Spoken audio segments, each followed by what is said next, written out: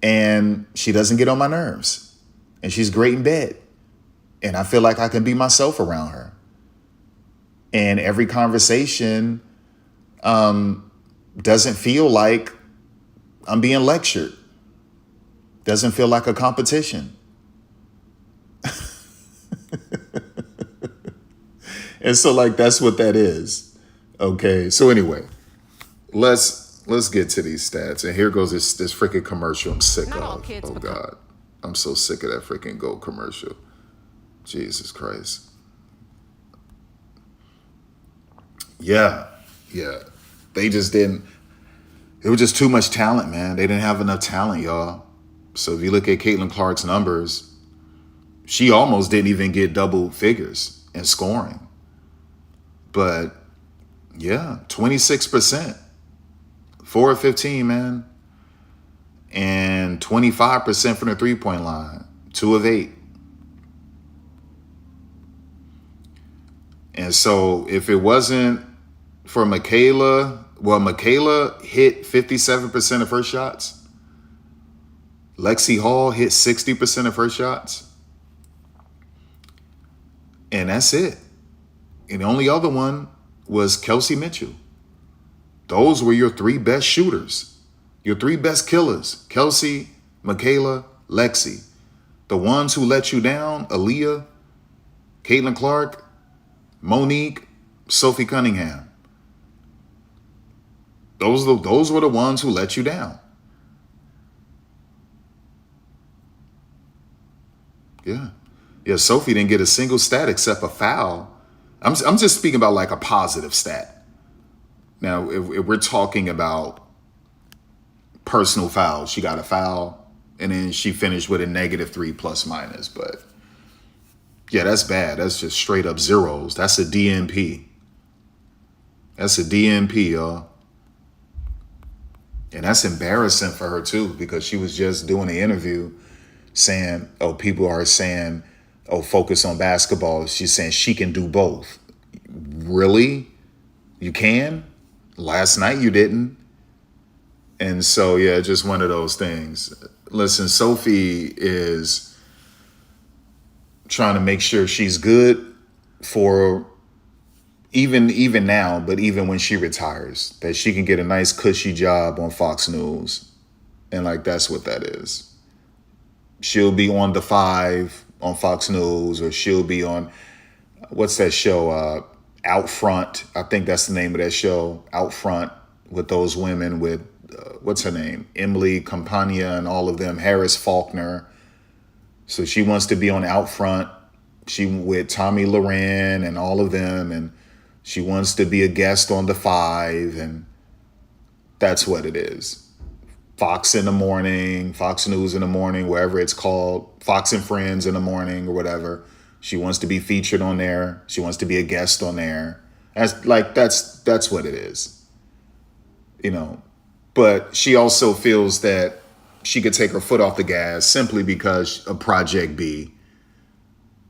Project B. She'll be making $2 million, and she don't really care about the WNBA, except the WNBA is the bigger platform, and proximity to Caitlin means eyes. Now, technically, she feels that she doesn't need Caitlin anymore because she's more popular than Caitlin right now, which is wild to say, but it's true. And so because she feels, at least in the States, because Caitlin isn't popular overseas. She will be when she goes to China, but right now she's not popular overseas. She's more popular than Sophie overseas, but she's not popular overseas. And that was proven, but anyway, let's just get back to this. But so like, that's what this is, you guys.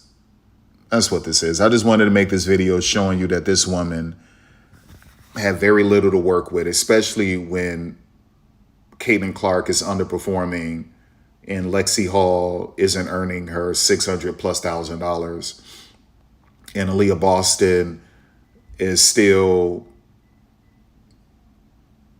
just being selfish.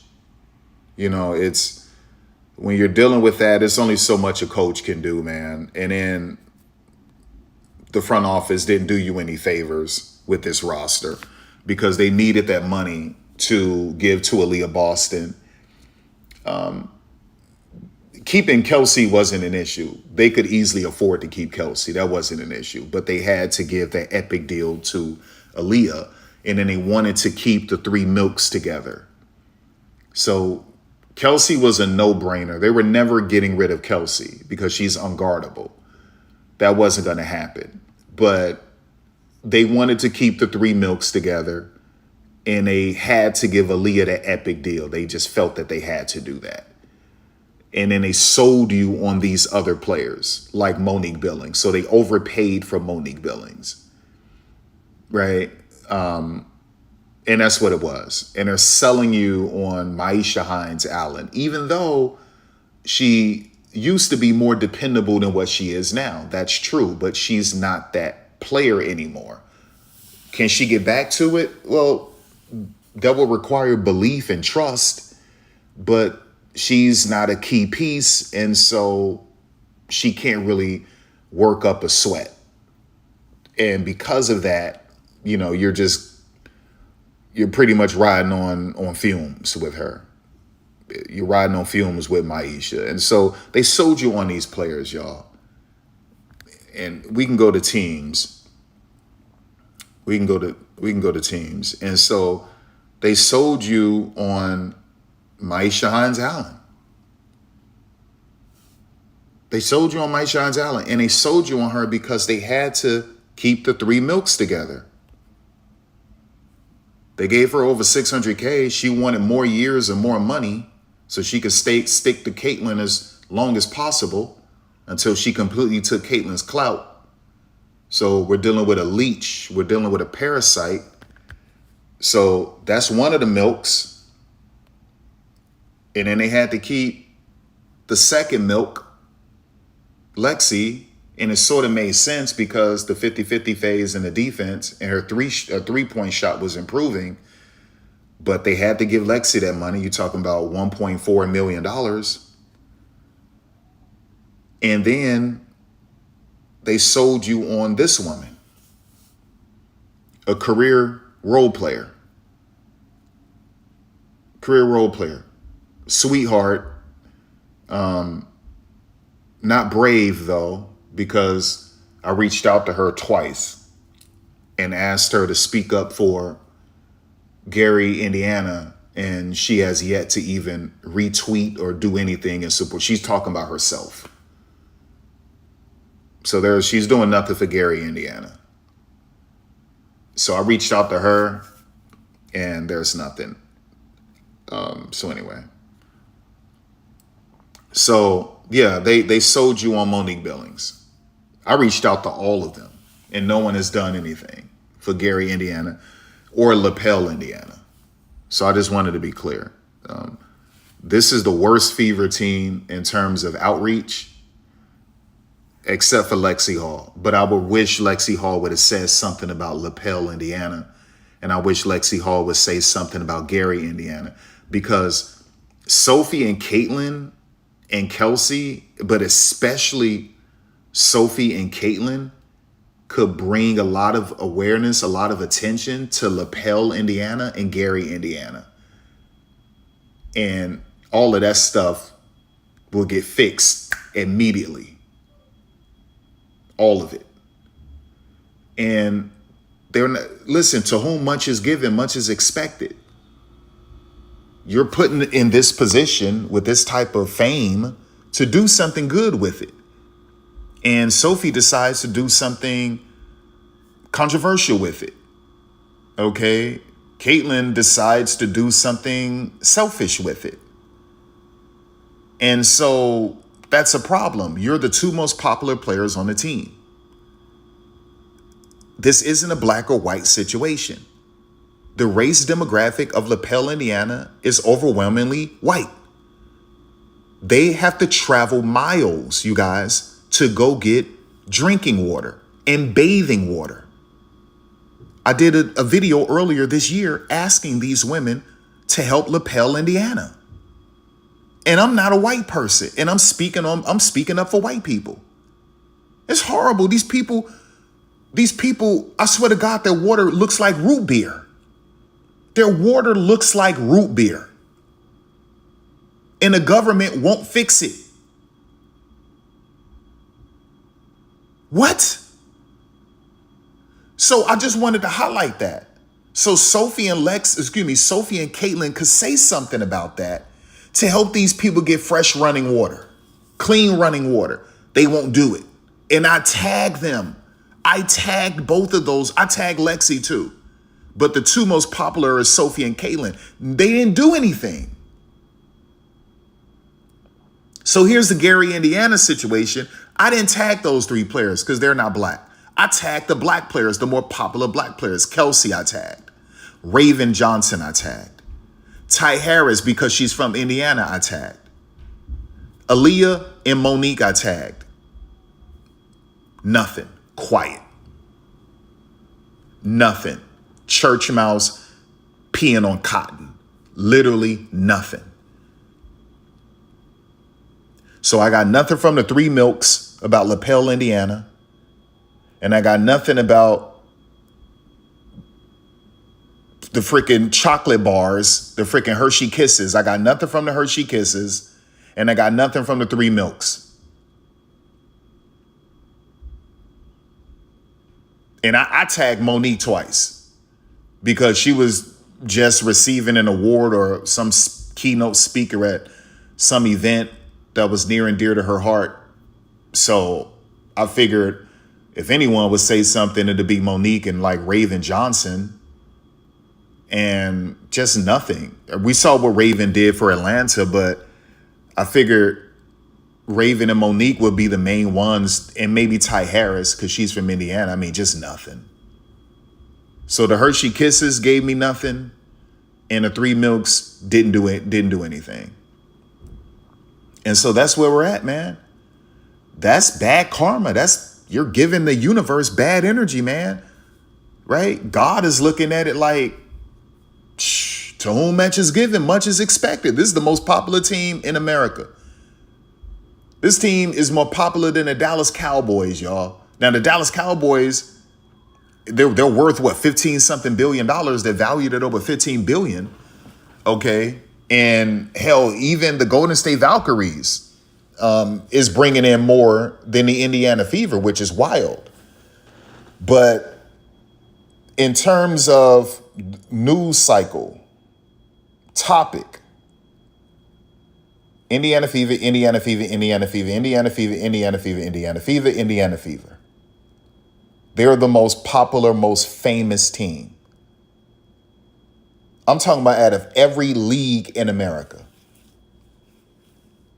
NFL, MLB, NBA, NHL, MLS, NWSL, Women's Professional Baseball League, all of that. Athletes Unlimited, Softball League, I don't care, Upshot League, you name it. This is the most popular team in America. And it's not even close. It's not even close. No one outside of ESPN and NFL Network are talking about the Dallas Cowboys. Don't give me this garbage about the Dallas Cowboys, y'all. They're talking about this on damn near every podcast. I don't care who you are, you're talking about the Indiana Fever, right? And even though it's connected to Sophie and Caitlin, but then they're throwing Kelsey in there, they're throwing Aaliyah in there, and they're throwing Stephanie White. So all of these people are keeping the Indiana Fever as a trending topic of discussion. Aaliyah Boston is jealous of Caitlin. She's sabotaging the team. Aaliyah Boston is two-faced. She's a snake. Kelsey Mitchell, she's great, but we can't let her take Caitlin's shine. Dribble, dribble, dribble. So there's controversy around Kelsey. We already know what's going on with Sophie and Caitlin and their situation, that dynamic. And then Stephanie White. This is what it is. It's full of drama. It's a reality show. It's the number one reality show in the United States of America, possibly the world. Love Island has nothing on this. The Indiana Fever. That's literally what this is, the number one reality show, the Indiana Fever, the number one reality show. And we have the two most popular players in America, which is wild to say that about Sophie. But this year, she's become the most popular player, even more than Caitlin Clark. And that's crazy to say that, but it's true. We have the two most popular players in America on the same team, to whom much is given, much is required, much is expected. That's what God says. Sophie, I've given you more popularity than Caitlin Clark. Caitlin, I've given you more popularity than everyone else in the league except for Angel Reese and Sophie. What are you going to do with this popularity, with this platform, with this influence, with this reach, with this power? In your own backyard, Caitlin Clark, Sophie Cunningham, the two most popular players on the Indiana Fever. Do you know that in LaPel, Indiana, when they turn on their faucet, when they turn on the water, what comes out of the faucet is root beer. The water looks like freaking root beer. And they have to travel miles to go get drinking water, to bathe in and brush their teeth and wash their hair and to hand wash their clothes. You know how much money that is? You know how time consuming that is?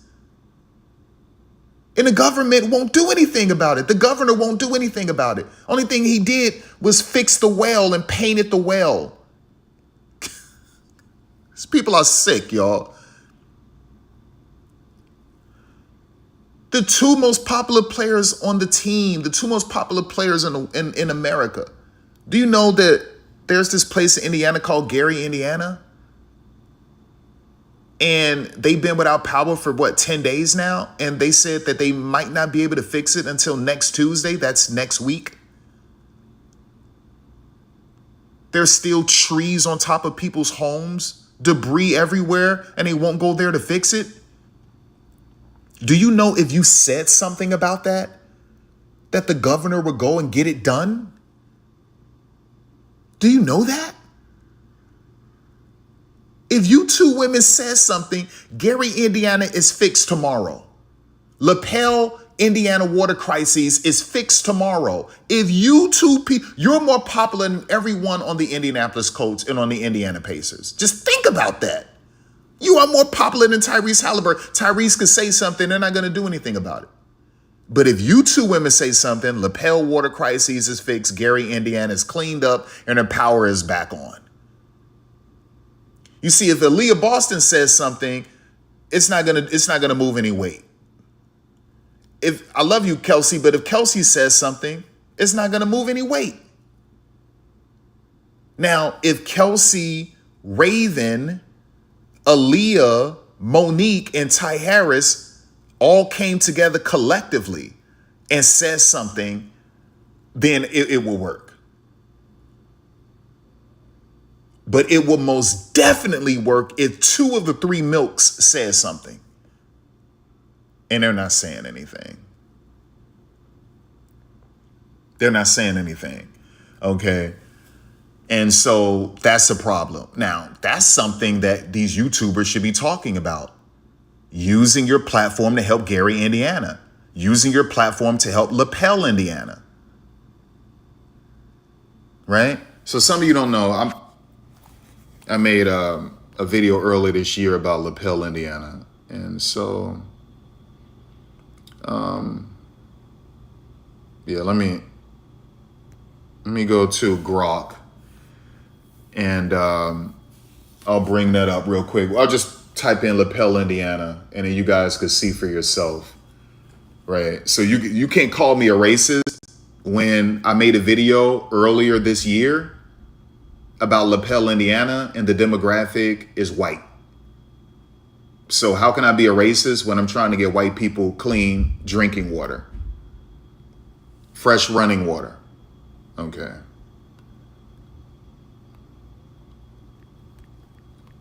LaPel, Indiana. Water crises.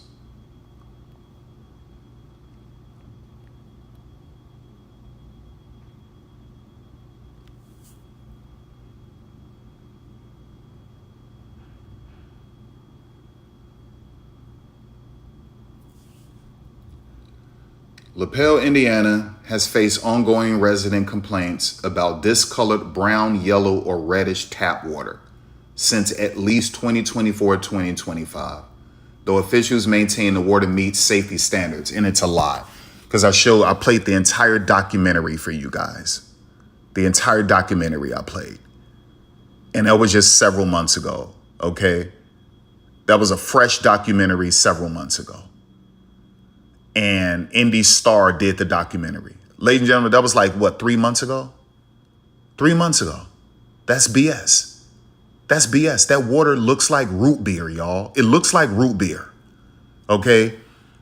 Residents report intermittent discoloration from tap described as the color of sweet tea, urine, or blood red in extreme cases. Like, this is what it is. Now, what I want to do is that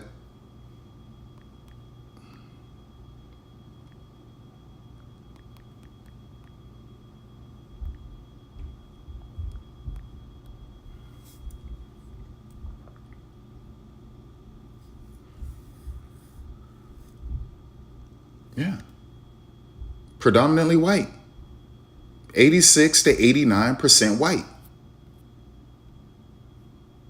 Or, well, 94%. Well, 2020, it was 94%. 86 to 89% white.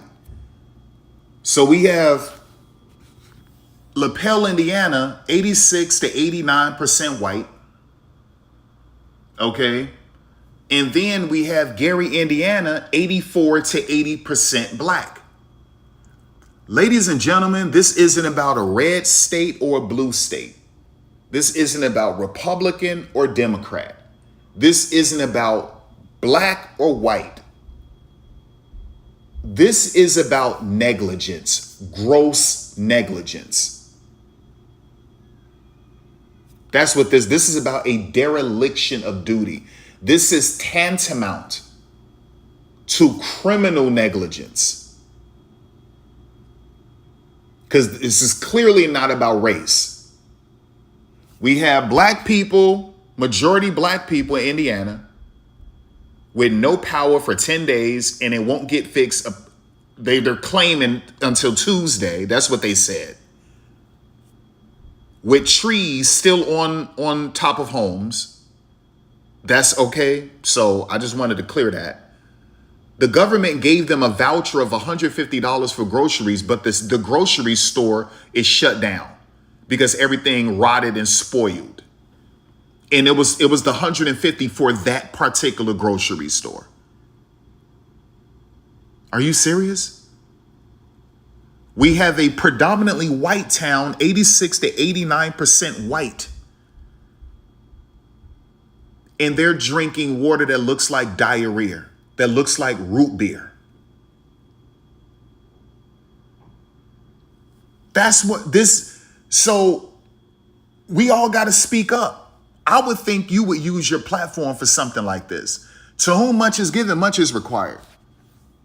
And on that day of judgment, okay, when everyone, their flesh is off, you've taken off the flesh, and you are who you really are inside of this uniform called the human body, and you're presented before your maker, and your maker is going to judge you accordingly for everything you did and didn't do. And then he will render judgment and decide where you, the real you inside of that physical uniform called a human body, the real you, where you get to spend eternity in the spiritual realm. He'll decide that. And whether that will be in paradise or perhaps in a spiritual prison. Your choice. To whom much is given, much is expected. I have a very small platform, but I make sure that I include God and a lot of other stuff that's going to help people out in my videos. My videos are pretty rough. It's, you know, and listen, because I don't filter anything. I don't use profanity either, but it can be brutal. But I make sure that I use my platform for good, for positivity things, for positive things, for positivity. You people have 50,000 subs, 30,000, 20,000, 100,000, 500,000, 1 million.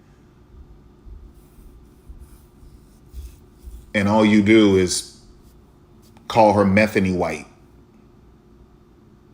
Dribble, dribble, dribble, dribble, dribble.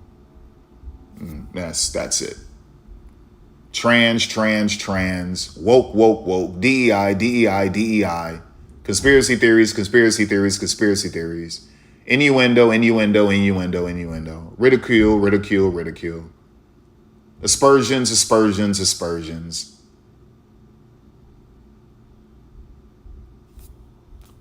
That's what that is. A mess. It's a mess.